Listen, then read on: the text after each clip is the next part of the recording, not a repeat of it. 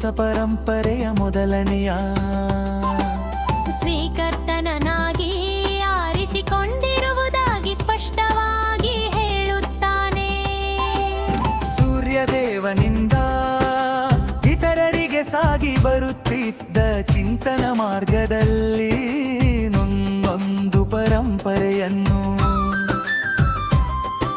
ಸ್ಥಾಪಿಸುವುದು ಭಗವಂತನ ಇಚ್ಛೆಯಾಗಿತ್ತು. ಅರ್ಜುನನು ಮತ್ತೆ ಹೊಸದಾಗಿ ಉಪದೇಶದ ಪ್ರಸಾರ ಮಾಡಬೇಕು ಎಂದು ಅವನ ಅಪೇಕ್ಷೆಯಾಗಿತ್ತು. ಭಗವದ್ಗೀತೆಯ ತಿಳುವಳಿಕೆಯಲ್ಲಿ ಅರ್ಜುನನು ಅಧಿಕಾರಿಯಾಗಬೇಕೆಂದು ಆತನ ಇಚ್ಛೆಯಾಗಿತ್ತು. ಅರ್ಜುನನು ಭಗವಂತಲೆವ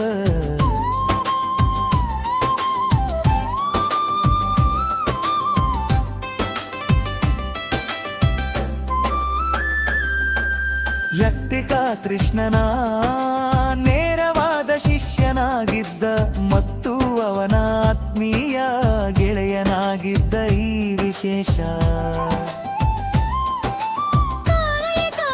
ಅರ್ಜುನಿಗೆ ಭಗವದ್ಗೀತೆಯ ಉಪದೇಶವಾಯಿತು ಎನ್ನುವುದನ್ನು ನೋಡುತ್ತೇವೆ.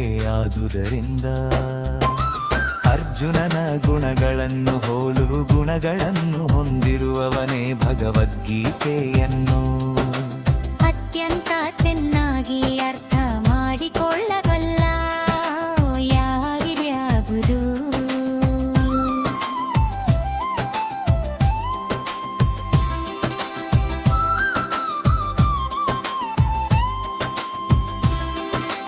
ಅರ್ಜುನನು ಕೃಷ್ಣನೊಂದಿಗೆ ಗೆಳೆತನದ ಸಂಬಂಧವನ್ನು ಹೊಂದಿದ್ದ. ಈ ಗೆಳೆತನಕ್ಕೂ ಪ್ರಾಪಂಚಿಕ ಜಗತ್ತಿನಲ್ಲಿ ಕಾಣುವ ಗೆಳೆತನಕ್ಕೂ ಅಜಗಜಾಂತರ ವ್ಯತ್ಯಾಸವಿದೆ. ನಿಜ ಇದು ಅಲೌಕಿಕ ಸ್ನೇಹ ಎಲ್ಲರಿಗೂ ಲಭ್ಯವಾಗುವಂತಹದಲ್ಲ. ನಿಜ ಪ್ರತಿಯೊಬ್ಬನೂ ಭಗವಂತನೊಡನೆ ಒಂದು ವಿಶಿಷ್ಟ ಸಂಬಂಧವನ್ನು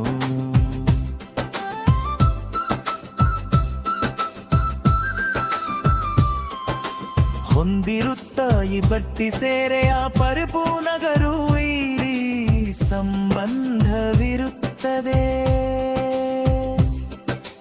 ಮರುಕರಿಸುತ್ತದೆ ನಮ್ಮ ಬದುಕಿನ ಇಂದಿನ ಸ್ಥಿತಿಯಲ್ಲಿ ನಾವು ಭಗವಂತನನ್ನು ಮರೆದಿದ್ದೇವೆ.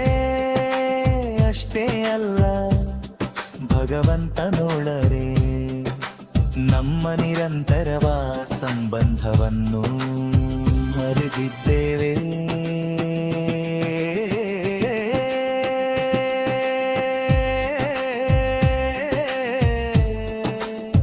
ಕೊಟ್ಟನು ಕೋಟಿ ಜೀವಿಗಳಲ್ಲಿ ಪ್ರತಿಯೊಂದು ಜೀವಿಗೂ ಭಗವಂತನೊಳೆ ಒಂದು ನಿರಂತರವಾದ ಸಂಬಂಧವನ್ನು ಮರೆತಿದ್ದರೆ